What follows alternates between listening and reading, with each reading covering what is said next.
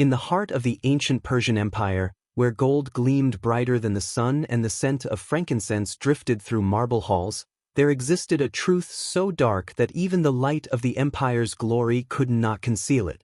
Behind the shimmering walls of Persepolis and the endless banquets of the great kings, fear was the true feast, served daily, consumed eagerly, and used to nourish the empire's strength.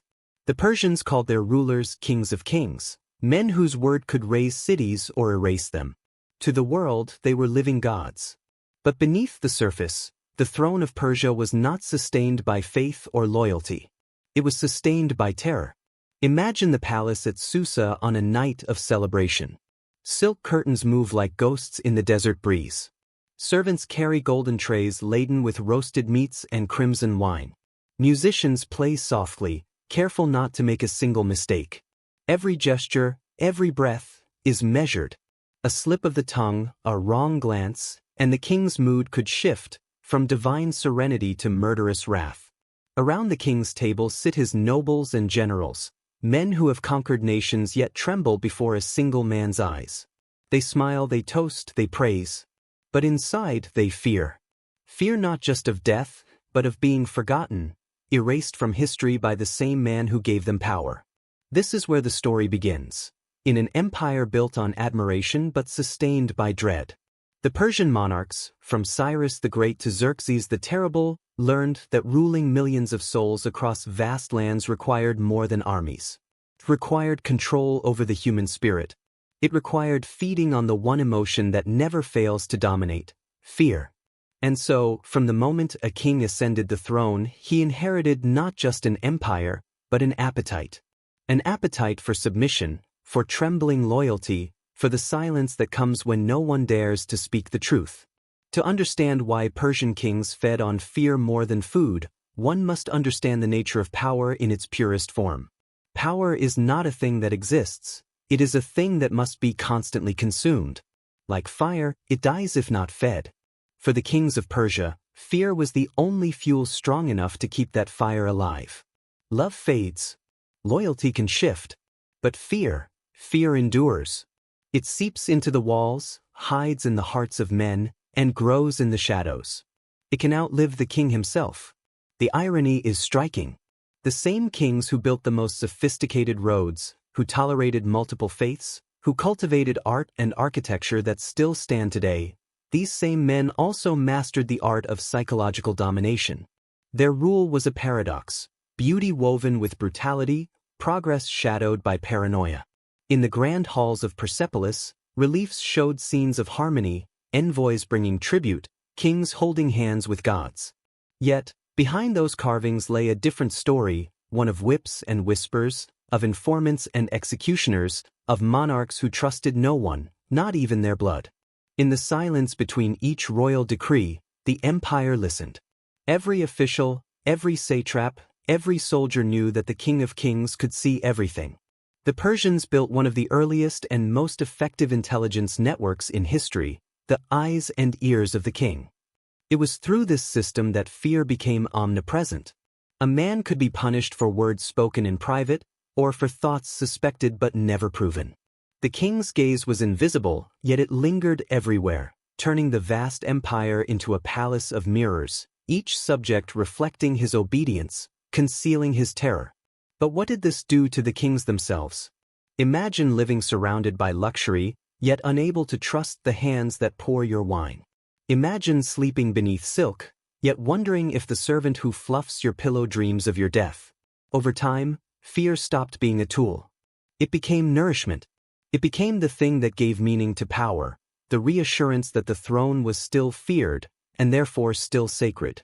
The Persian kings feasted on obedience as if it were sustenance. To them, the sight of submission was sweeter than honey. When a general bowed so low that his forehead touched the marble, when a prisoner trembled at the king's approach, it was as though the monarch absorbed that fear and grew stronger. The empire's feasts may have been filled with spices and roasted lamb, but the true meal was always invisible, the quiet terror that filled the air. And yet, within this fear lay a kind of tragic brilliance. Fear held the empire together across 3 continents. It kept order where distance and diversity could have bred chaos. To the kings, fear was not cruelty, it was necessity. It was the invisible glue that made 1,000 cities obey one man's will. Without it, the empire might fracture. With it, the world bowed. But fear has a hunger of its own. The more it is fed, the more it demands. What begins as control soon becomes addiction. And so, as the Persian kings built their empires higher, they built their paranoia deeper. Each feast became a performance, each smile a lie, each word a potential weapon. They devoured fear until it devoured them in return. This is the paradox of Persian power, that the greatest kings in history, men who ruled the known world, were themselves ruled by the terror they created. Their palaces were golden cages, their crowns gilded chains. The empire shone outwardly, but at its heart burned a quiet dread. In the end, the Persian kings did not merely consume fear, they became it. And so begins the descent into a world where fear was food, loyalty was theater, and silence was survival. The empire may be gone, its stones now dust, but the appetite that sustained it still lingers, the eternal hunger for control that lies buried deep within every ruler, every tyrant, every human heart. Across the vastness of the Persian Empire, from the cold peaks of Anatolia to the burning deserts of Egypt, stretched an invisible web, a network so vast and precise that not even the faintest whisper could escape it. This was the Empire of Eyes, the unseen skeleton of the Achaemenid dynasty, and perhaps its most terrifying creation. To rule over millions of people speaking dozens of languages, the Persian kings needed more than soldiers or silver, they needed knowledge. But knowledge, to them, meant surveillance. And surveillance, in time, became an instrument of fear. It began with Darius I, the architect of imperial paranoia. Darius understood that power depended not only on conquest, but on awareness, the ability to know what every man thought before he dared to act. Under his reign, Persia built one of the earliest intelligence systems in human history, the eyes and ears of the king. This network was both brilliant and horrifying. Disguised as traders, priests, and officials, these agents moved silently through cities and courts, listening, recording, and reporting. No one knew who they were. No one could tell if a friend's laughter was genuine, or if it masked a report being prepared for the king.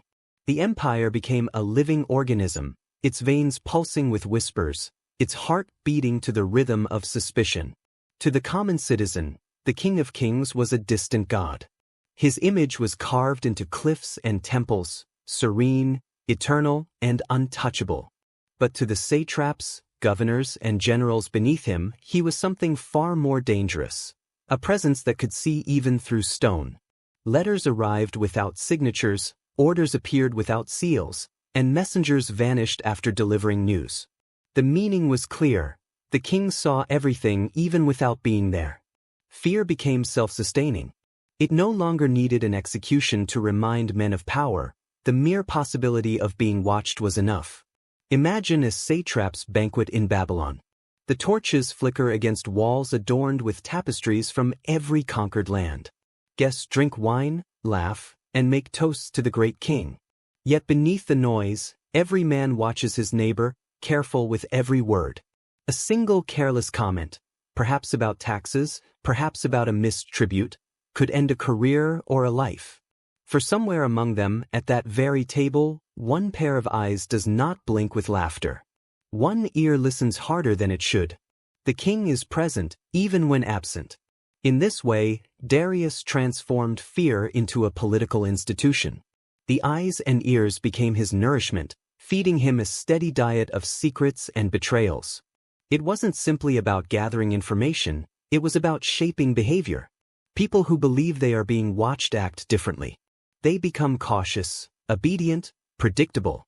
The king did not need to shout or strike. His silence did the work for him. Every citizen became his own jailer. Every official became both ruler and prisoner. This empire of eyes was not sustained by cruelty alone. It was cloaked in ceremony and bureaucracy. Reports flowed like blood through administrative channels. Coded messages, scrolls written in multiple languages, accounts of harvests, rebellions, and rumors. But beneath the orderly script lay the tremor of terror. Every report carried not just news but judgment. A satrap who collected less tax than expected might be accused of corruption. A governor whose city saw unrest could be deemed disloyal. The punishment was swift, impalement, flaying, or silent disappearance. Even those who served faithfully lived knowing they might be next. The king did not need evidence. Suspicion was enough. Over time, this fear infected even the royal court. Servants lowered their eyes, wives and sons whispered in corners. Darius' spies didn't just monitor his subjects, they monitored each other, ensuring no chain of loyalty could form strong enough to threaten the throne. The king's paranoia became the empire's foundation stone. It was both genius and madness. Psychologically, the Persian system reveals something profound about the human mind, that fear of being seen can be stronger than any physical chain. When people believe their every move is observed, they censor themselves. They police their own thoughts. The Persian kings discovered this centuries before modern regimes ever would. They understood that obedience gained through admiration fades, but obedience gained through fear endures. It becomes instinct, survival. Yet, the brilliance of the system carried its own poison. The same eyes that protected the empire began to blind it. Spies eager to please the king reported what he wanted to hear, not what was true. Fear silenced honesty. Advisors withheld bad news to avoid punishment.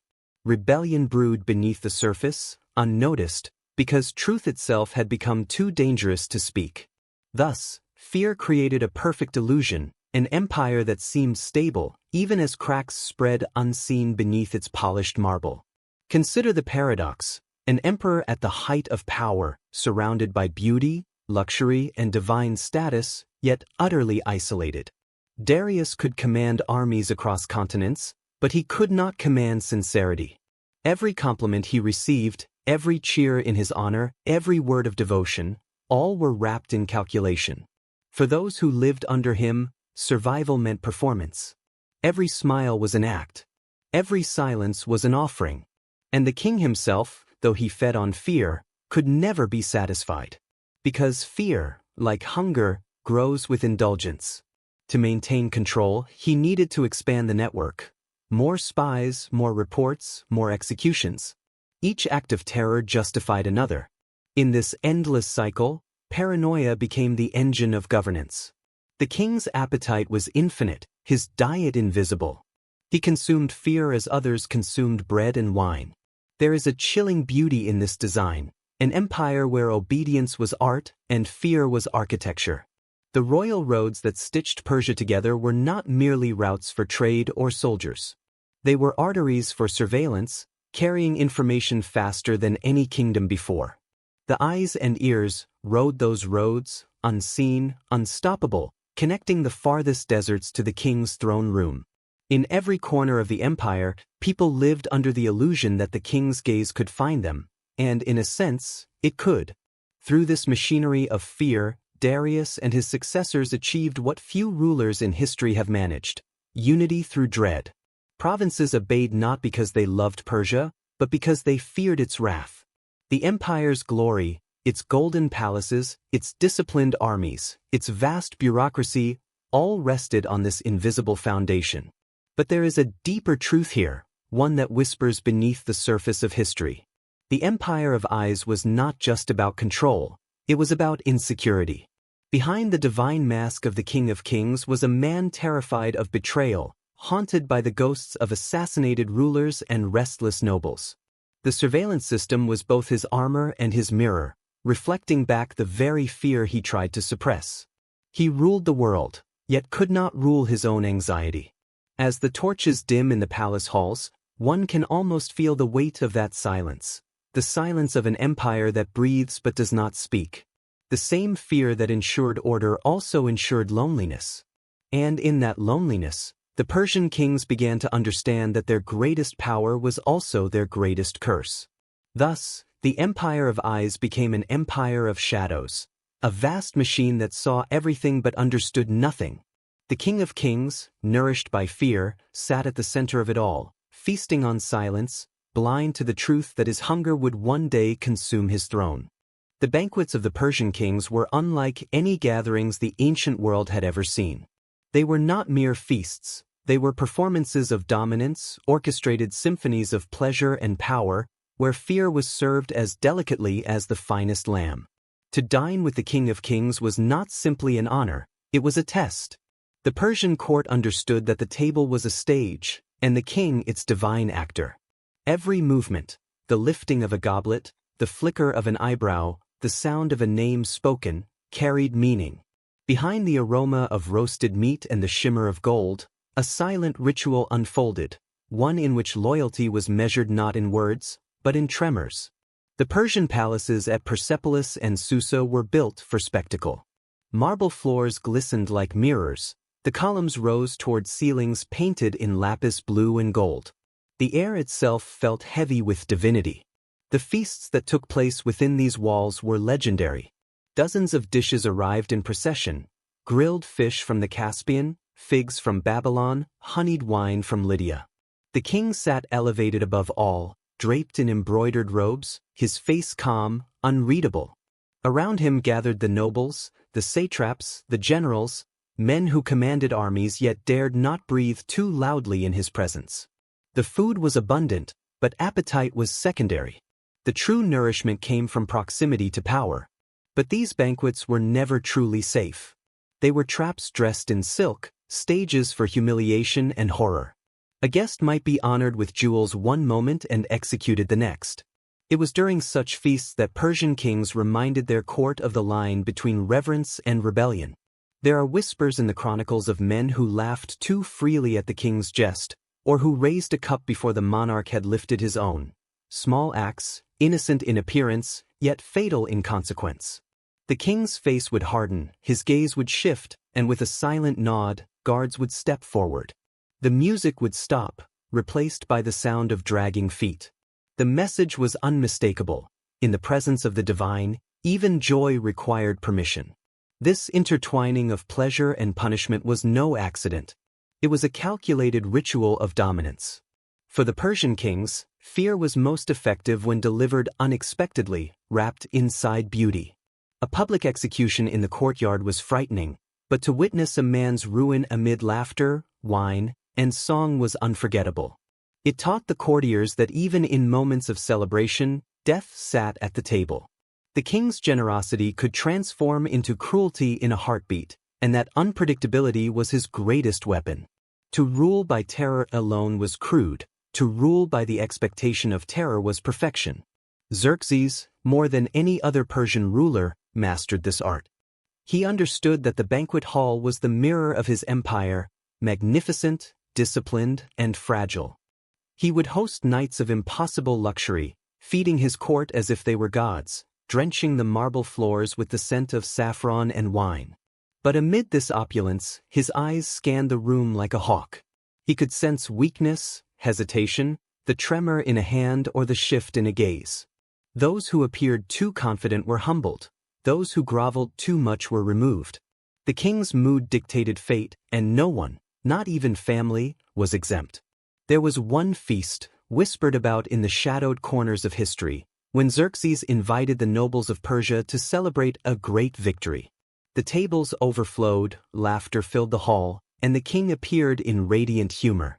Yet, as the night wore on, a general who had questioned a royal decree months earlier tried to regain the king's favor. He rose to toast the monarch, but his words faltered. The hall fell silent. Xerxes smiled, a slow, cold smile, and gestured for him to continue. The man trembled, stammering through his praise. When he finished, the king applauded softly, then nodded to his guards. The general was taken outside, executed, and his body displayed at the palace gates before dawn. The next morning, the feast resumed, as if nothing had happened. This was the essence of Persian royal psychology, the blending of beauty and fear until the two became indistinguishable. The feasts were not mere indulgence, they were theater, ritual, governance. Every guest who survived a banquet left reminded that life itself was the king's gift, and that it could be reclaimed at any moment. Fear became intoxicating, addictive. It hung in the air heavier than incense, binding everyone to the throne through shared terror. But the banquets also revealed something darker. The Persian king's hunger for submission went beyond political control. It was psychological. They needed to feel the trembling of others as a sign of their divinity. To rule an empire was not enough. They had to dominate the souls of men.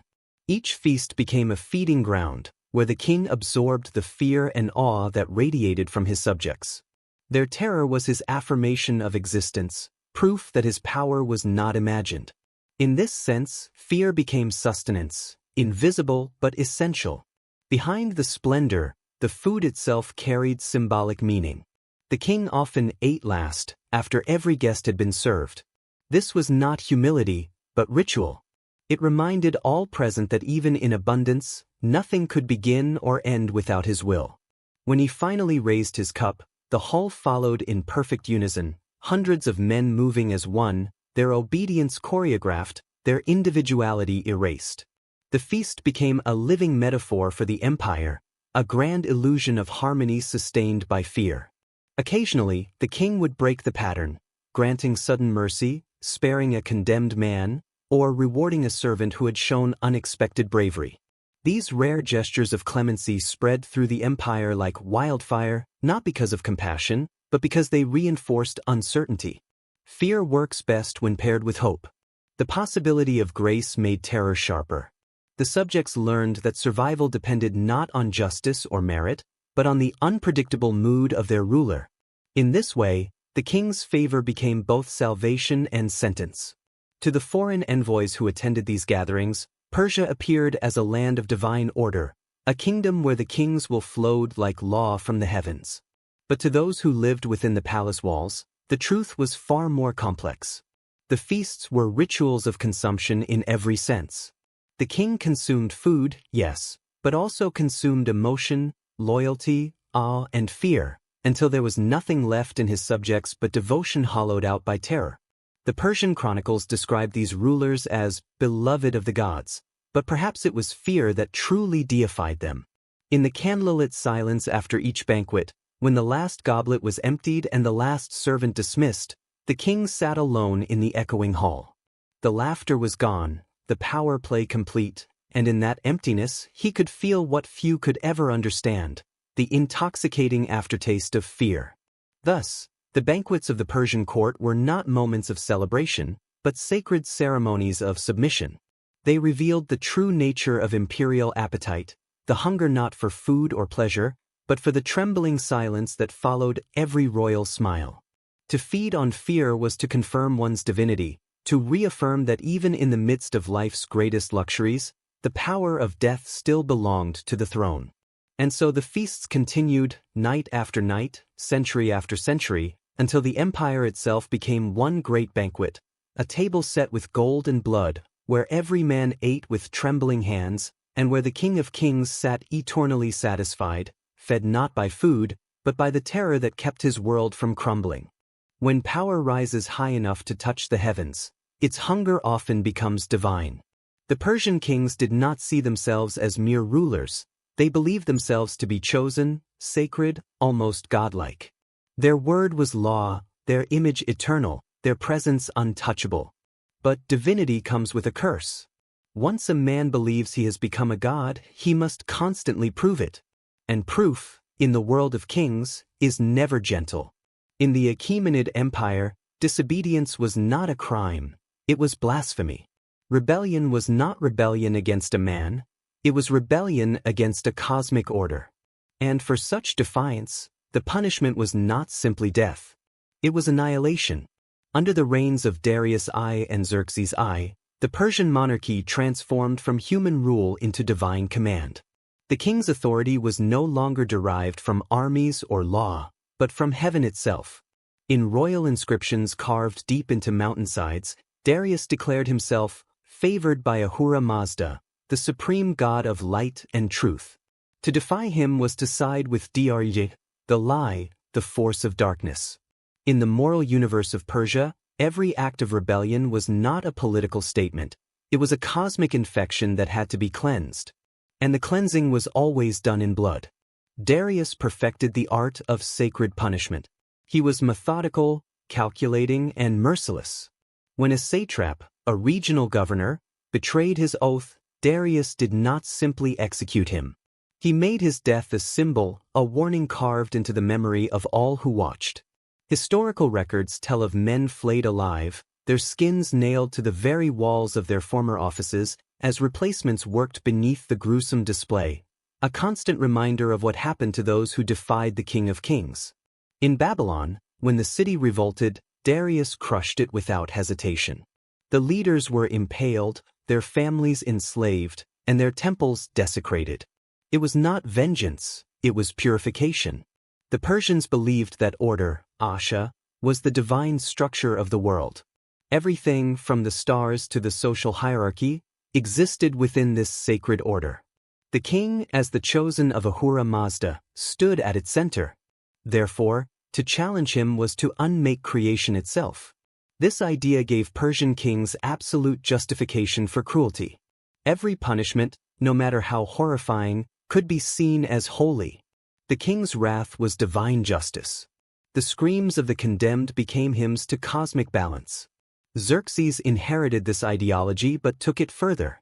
Where Darius punished rebellion to preserve order, Xerxes punished it to glorify himself. He believed his power was not only divine but eternal, that fear could build a bridge between man and godhood. His reign was marked by extravagant violence, not just against enemies, but against symbols of resistance. When Babylon rebelled once more, Xerxes ordered its ancient temple, Esagila, destroyed, an act that shocked the ancient world. It was not merely the destruction of stone, but the erasure of memory. Through such acts, Xerxes sought to prove that even the sacred bowed to his will. There is a chilling psychology in this transformation. To rule through divine fear means to become isolated from empathy. The king no longer sees subjects as people, but as extensions of his will, parts of a cosmic body that must obey its head. To disobey, therefore, is to infect the whole. And infection must be cut out, no matter how brutally. This philosophy created an empire that appeared harmonious on the surface but was built upon silent terror beneath. Every noble knew that his title was temporary, every city knew its loyalty could be tested at any moment. The punishments of this divine order were theatrical. Impalement became the most iconic, a method not only of execution but of spectacle. Victims were displayed publicly for days, their agony transforming into a sermon of submission. The king did not need to speak, the suffering spoke for him. In other cases, traitors were thrown into pits filled with insects or mutilated in rituals meant to display divine justice. The flaying of rebels was often accompanied by prayers, as if the act itself were a sacrifice offered to Ahura Mazda. It was cruelty wrapped in sanctity. Yet the Persian kings saw themselves not as monsters, but as protectors of truth. They truly believed they were preserving the balance of the world. To them, mercy was dangerous, it invited chaos. Fear, on the other hand, preserved the cosmic order. Every act of punishment reaffirmed the king's divine right to rule and reminded the empire of its fragility. The system worked, at least for a time. The empire remained vast and obedient. Roads were safe, trade flourished, armies marched with discipline. But underneath this perfection, something was breaking. Because fear, when used as a god, consumes everything it touches, including those who wield it. The more the kings claimed divinity, the less human they became. They stopped seeing rebellion as a symptom of oppression or hunger, they saw it as sin. And sin could not be reasoned with, it could only be destroyed. Thus, the empire's justice turned into ritualized cruelty, and its rulers became priests of pain. The royal proclamations that once declared justice now echoed with divine paranoia. Every new revolt, every act of disobedience, seemed proof that Diri, the lie, was spreading. And so, punishments grew harsher, executions more elaborate. Fear became a sacrament, administered daily to sustain divine authority. It was a system that fed itself. The more the people trembled, the more godlike the king appeared. But with every act of terror he lost a little more of his humanity. There is an image carved on a surviving relief in Persepolis, the king, serene and calm, standing over a defeated enemy. The rebel's face is contorted in agony, his body bent in submission. Above them both, the symbol of Ahura Mazda watches. To most, it is an image of victory. But to those who look closer, it reveals something darker, the eternal hunger of a ruler who must keep conquering, punishing, and destroying just to maintain the illusion of divine control. By the time Xerxes sat upon his throne, fear had become not just a tool of rule, but a philosophy of existence. Every act of punishment was a performance of godhood. Every drop of blood spilled was proof that he stood closer to heaven than other men. The empire became an altar, and its people the offerings. But what neither Darius nor Xerxes could see was that such divinity isolates absolutely. When a man feeds too long on fear, he begins to starve for something else: trust, affection, truth. Surrounded by trembling courtiers and silent servants, the King of Kings became the loneliest man alive. The empire bowed, the gods watched, and still the hunger remained. Thus, the divine kings of Persia created a new kind of rule, one that was both sacred and savage, radiant and cruel.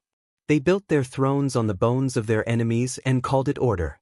They painted their punishments in the language of heaven and called it truth. But beneath the golden crowns and carved inscriptions, one truth whispered from the shadows: that the gods they claimed to serve were not the ones they feared most.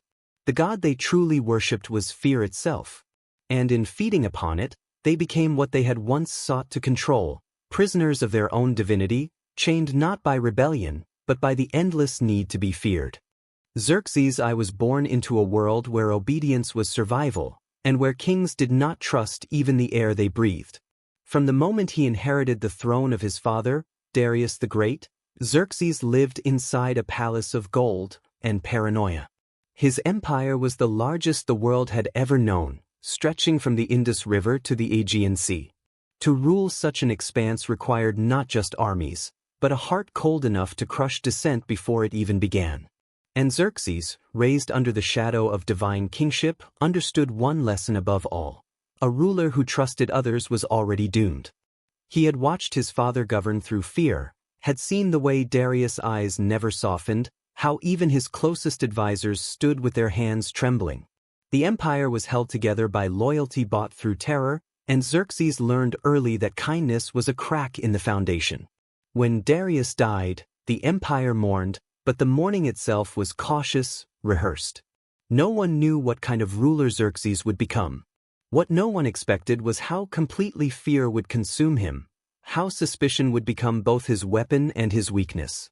At first, Xerxes ruled as his father had. He maintained order, enforced tribute, and punished rebellion with calculated cruelty. But the moment he faced resistance, his mask of calm authority began to fracture.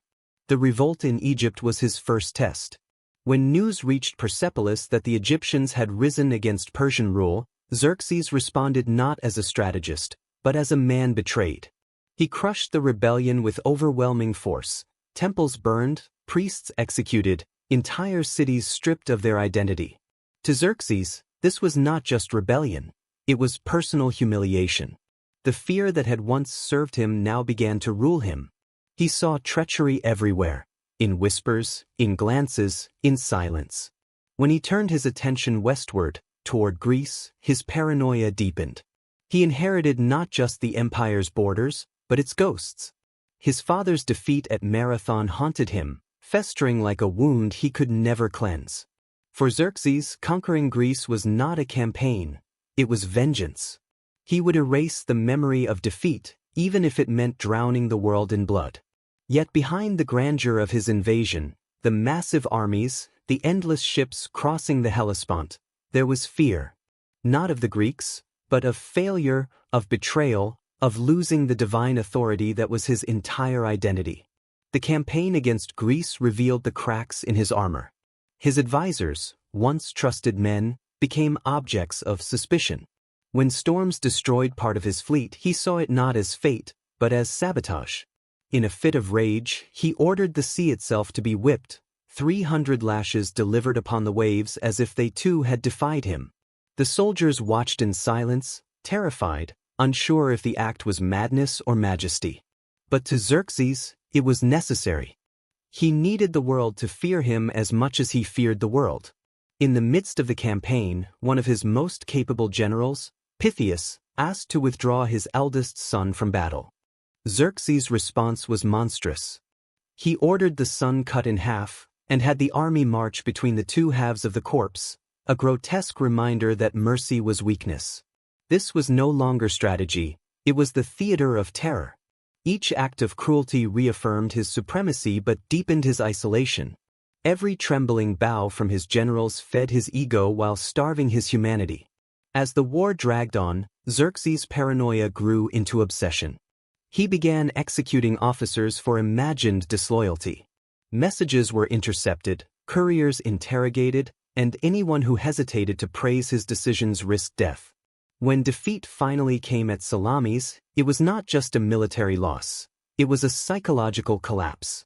The king who believed himself divine had been humbled by mortals. His rage turned inward. He ordered the execution of commanders, the punishment of provinces, the tightening of control across the empire. Where victory had failed to sustain him, fear would have to suffice. Upon his return to Persia, the great conqueror no longer resembled the radiant god-king carved on his monuments. He became a phantom wandering his own palace, suspicious of every shadow, every whisper in the corridors. His once magnificent banquets turned cold and silent.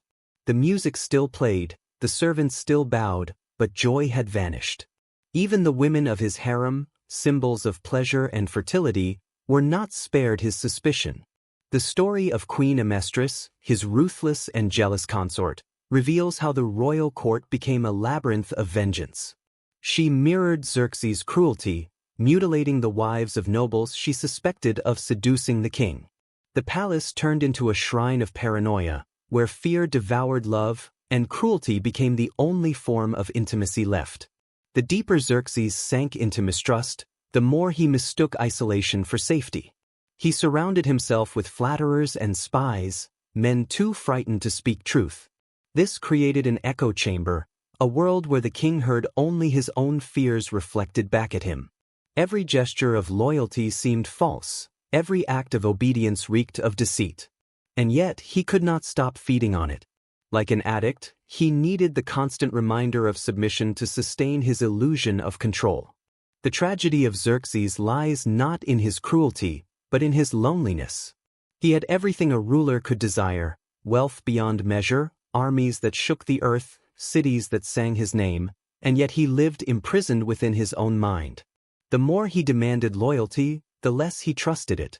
The more he punished rebellion, the more rebellion grew in silence. His empire obeyed out of fear, but fear does not inspire devotion, it corrodes it. The courtiers who bowed before him by day plotted his downfall by night. Even his family was not immune. History whispers that his own sons conspired against him, driven by the same terror he had once used to rule them. Xerxes' end was not glorious. He was assassinated in his palace by Artabanus, the commander of his guard, the very man sworn to protect him. The details of his death remain shadowed by rumor, but the symbolism is unmistakable. The king who trusted no one was betrayed by the one man he trusted most. The same machinery of fear he had built to preserve his throne had turned against him. It is said that as he lay dying, he uttered no words, no curses, only silence. Perhaps in that final moment, he realized that he had been devoured by the very force he thought he controlled. Xerxes' story is the anatomy of paranoia, the dissection of a ruler who fed so deeply on fear that he became its servant. He began as a god and ended as a ghost, haunting his own legacy. His monuments still stand, their carvings perfect and proud, but if you look closely at the stone faces, the eyes seem hollow, as if the sculptors themselves understood the truth, that beneath the crown sat a man consumed by dread. And this was the ultimate fate of the Persian kings, to mistake fear for strength, to confuse terror with loyalty, to believe that silence meant peace. Xerxes' life revealed the fatal paradox of power, that to be feared by all is to be loved by none, and that even an empire built on trembling knees will one day collapse under its own weight. For Xerxes, fear began as nourishment. It made him feel invincible, divine, eternal. But the more he consumed it, the emptier he became. His reign, once envisioned as the golden age of Persia, ended as a cautionary tale, proof that the King of Kings was still only a man, and that no man can live forever on a diet of fear. In the heart of the Persian Empire, The throne was not just a seat of power, it was an altar, and upon it, the king was both priest and sacrifice. By the time of Xerxes and those who followed him, the Persian monarchy had turned fear into an institution. It was no longer merely a tool to command obedience, it had become the sacred fire that kept the empire alive. Fear was ritualized, sanctified, and woven into every aspect of imperial life, from the way servants entered the throne room to the way conquered peoples were taught to speak the king's name. But beneath that divine theater lay a truth far darker. The Persians believed fear itself was a force that could purify the soul and preserve divine order. Every morning, before the sun rose over Persepolis, the king's servants performed what they called the ritual of dawn. They entered the royal chambers in silence, never speaking, never making eye contact. To see the king before he spoke was forbidden, for his words were considered the first divine utterances of the day. This wasn't just ceremony, it was psychological architecture. The king's presence had to feel supernatural, unreachable, so that even those who had seen his human face would remember only the image of godhood.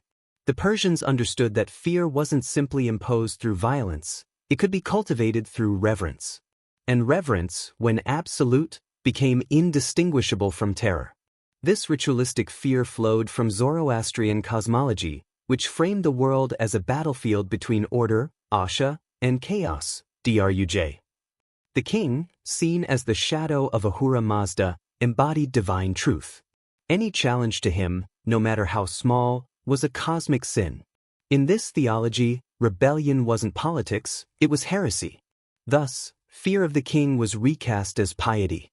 To tremble before him was to honor the divine. To defy him was to invite not just execution, but spiritual annihilation.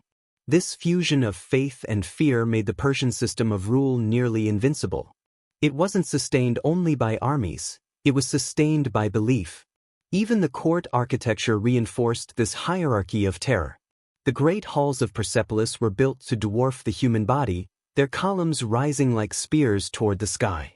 Visitors from across the empire, Greeks, Egyptians, Indians, Medes, would ascend the terraces in silence, their every step designed to humble them before the King of Kings.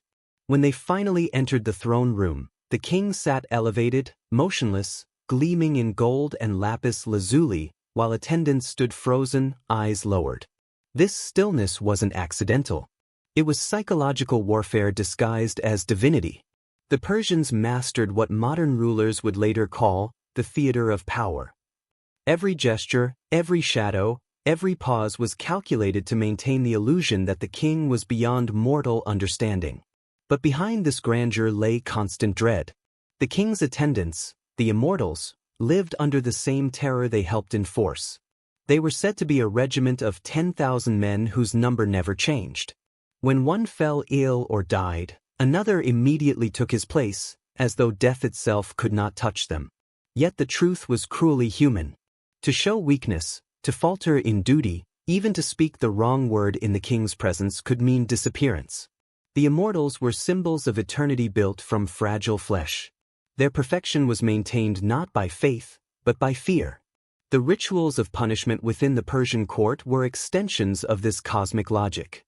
Executions were rarely private. They were sacred performances, warnings to gods and men alike that order must be preserved. Rebels and traitors were sometimes subjected to the boat, a method so horrific that Greek historians wrote of it in horror. The condemned was trapped between two boats, force-fed milk and honey, and left to rot under the sun as insects devoured him alive. This was not mere cruelty. It was purification. The victim's body became the battleground between decay and divine justice.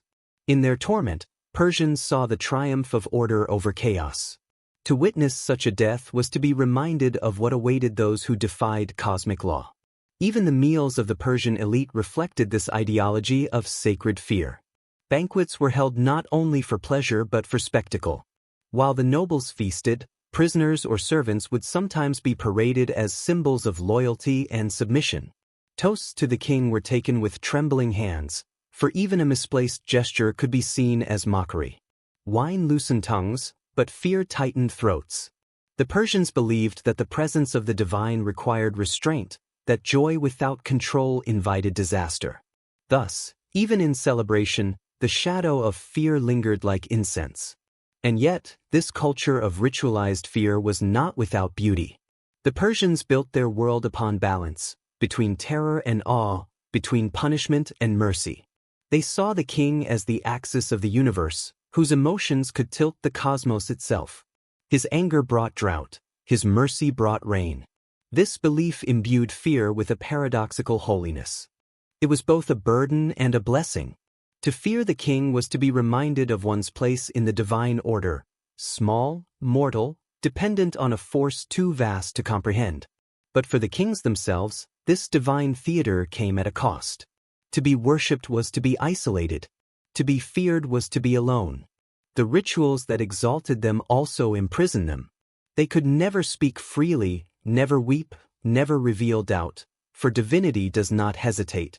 Every moment of weakness risked unraveling the illusion. The Persian kings became actors trapped in the roles they created, performing godhood until even they forgot where the mask ended and the man began. There are whispers in ancient texts of kings who broke under the weight of this endless performance. Some became obsessed with omens, seeing betrayal in eclipses, bad harvests, or sudden storms. Others turned to secret rituals, desperate to appease the gods or cleanse their own fear. One story tells of a Persian ruler who, fearing assassination, slept each night in a different chamber, guarded by eunuchs whose tongues had been cut out, so they could never speak of what they saw. This was not governance, it was survival. Fear had become so deeply woven into the royal identity that even in solitude, the king could not escape it. The rituals of fear also extended into death. Persian burial customs for kings were designed not only to honor them but to preserve the myth of their divinity. Their bodies were entombed high in cliffs, unreachable, as if ascending into the heavens. Priests chanted for days to seal the spirit's passage, warning that if the rituals were broken, the king's soul would wander in torment. Even in death, the fear of chaos, of disorder, of betrayal, persisted. The rituals that once sustained the living king now guarded his ghost. Over centuries, these customs evolved, but their essence remained unchanged. Each king sought to outdo his predecessors in displays of divine authority. Each palace grew taller, each ceremony more elaborate, each punishment more spectacular.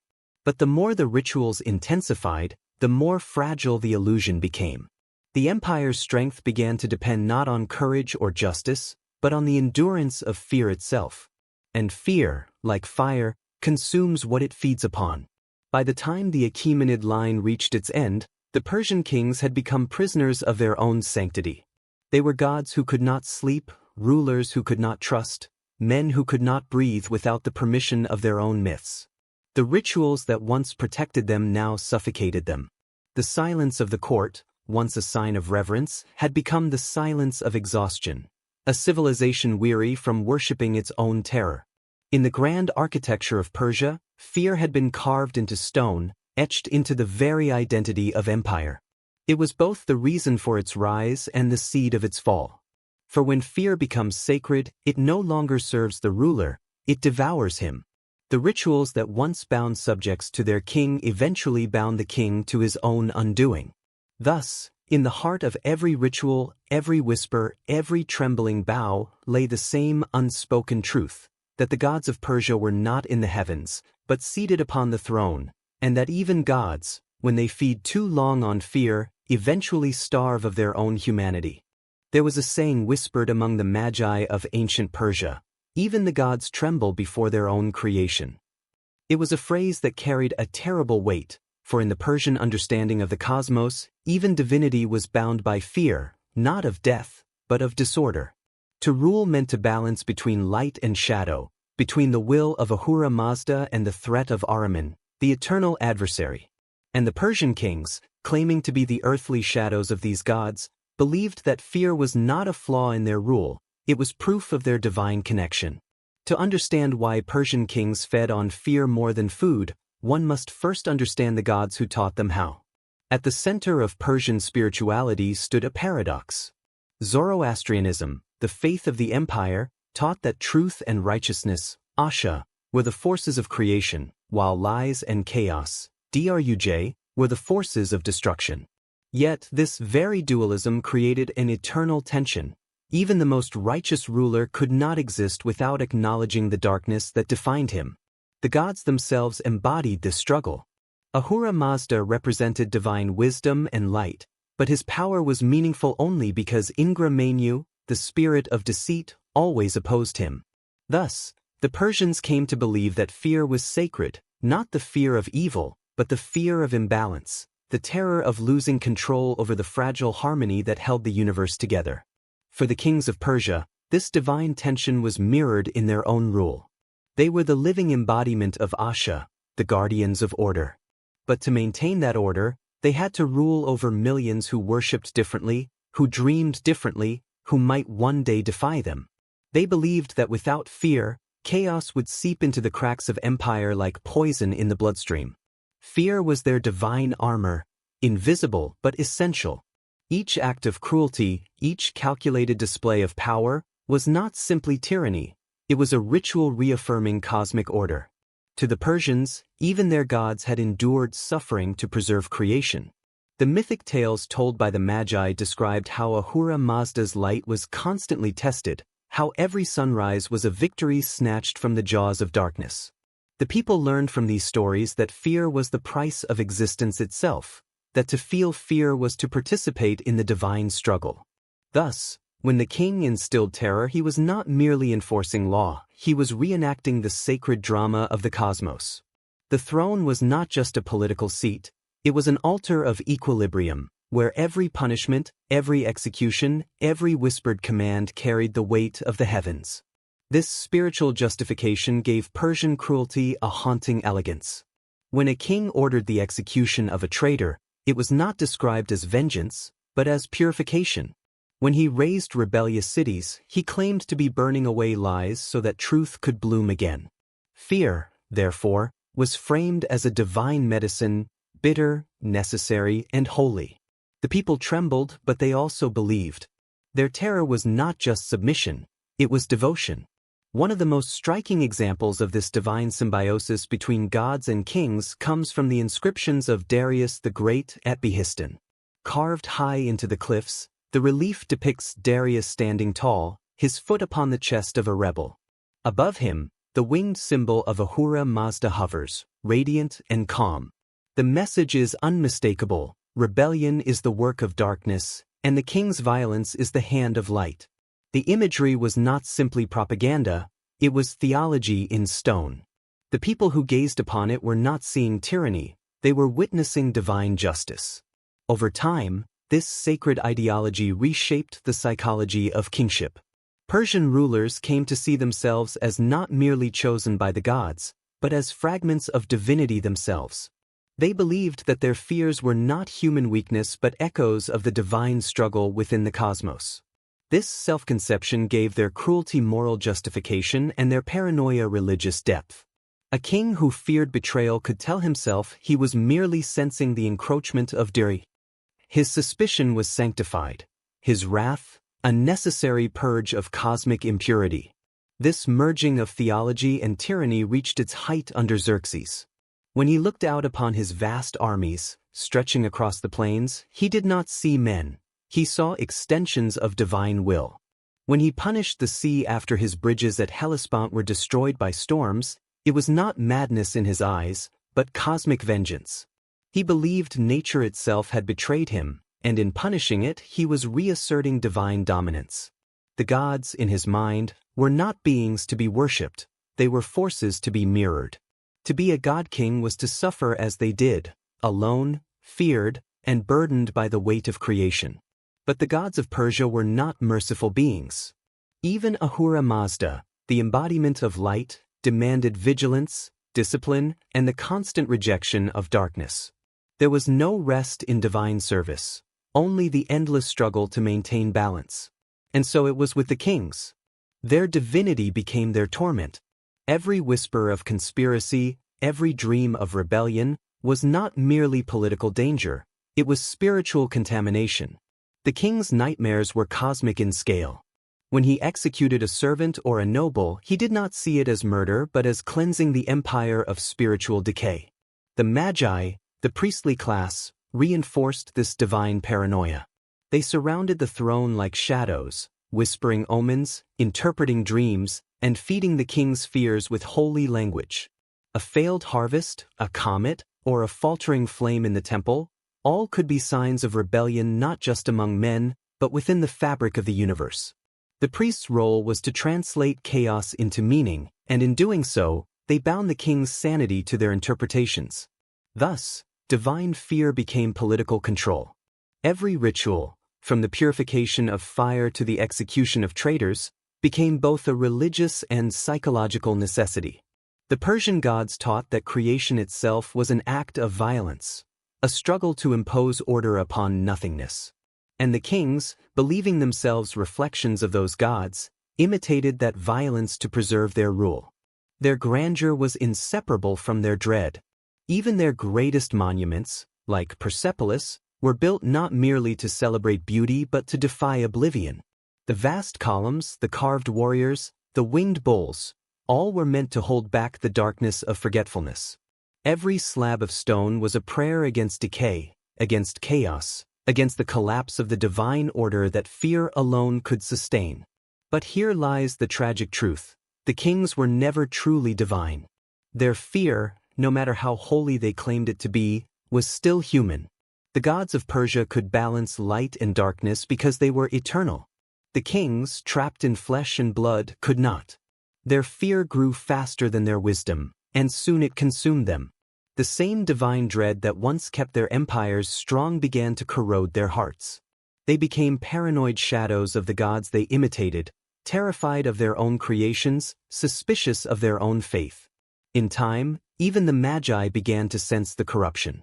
They spoke of kings who had grown too close to the darkness they claimed to fight, rulers who mistook their own terror for divine revelation. The rituals of purification became bloodier, the punishments crueler, the symbols more desperate. The empire still glowed with gold and marble, but its heart beat with panic. Fear, once the sacred flame of order, had become the wildfire of destruction. And so the Persian kings became tragic reflections of their gods, creators who feared creation, rulers who trembled before the power they wielded. Their divinity was both blessing and curse, their fear both weapon and wound. They fed on it because it made them feel eternal, yet it slowly devoured their humanity. The same fear that preserved their empire also sealed its fate, for no empire, however divine, can survive when its gods are afraid. In the end, the gods of Persia and their kings shared the same destiny, to be remembered not for their mercy, but for their fear. Their temples crumbled, their names faded into legend, but the lesson they left behind endures, that even the most radiant empires can be born from the darkest hearts, and that every god who rules through fear must one day bow to it. By the end of the Persian Empire, fear had replaced faith. The palaces that once glowed with divine majesty had turned into prisons of silence. Courtiers spoke in whispers, soldiers obeyed without thought, and kings ruled behind veils of gold and paranoia. Fear was no longer a weapon, it was the kingdom's heartbeat. Everywhere, suspicion reigned. Spies listened behind every curtain, loyalty was proven only in blood. To defy the king was blasphemy, but to serve him was torment. Executions became rituals, and cruelty was recited like prayer. The Magi, once keepers of sacred truth, sanctified this terror in the name of divine order. The empire that had worshipped Ahura Mazda, god of light and wisdom, had become an altar to darkness. Even the royal family was not spared. Brothers poisoned each other, queens mutilated rivals, and sons murdered fathers in the name of survival. The empire's strength rotted from within, its rulers consumed by their own dread. The Persian kings, once gods among men, were now prisoners of their own fear. And when Alexander came, Persia did not fall with a roar, it fell with a sigh. Cities opened their gates without resistance, soldiers laid down their arms, and the empire that had conquered half the world simply collapsed beneath the weight of its own terror. The death of mercy had killed not only its people, but its soul. Long after its fall, Persia's ruins still whisper the same truth, that no empire built on fear can last. The Persians had mastered obedience but forgotten humanity. They ruled through trembling devotion until their power became hollow. Fear could silence rebellion, but it could never inspire loyalty. The lesson outlived the empire. Across centuries, tyrants repeated Persia's mistake, mistaking terror for order, silence for loyalty, submission for faith. But every kingdom that feeds on fear eventually devours itself. The Persians simply revealed the pattern first.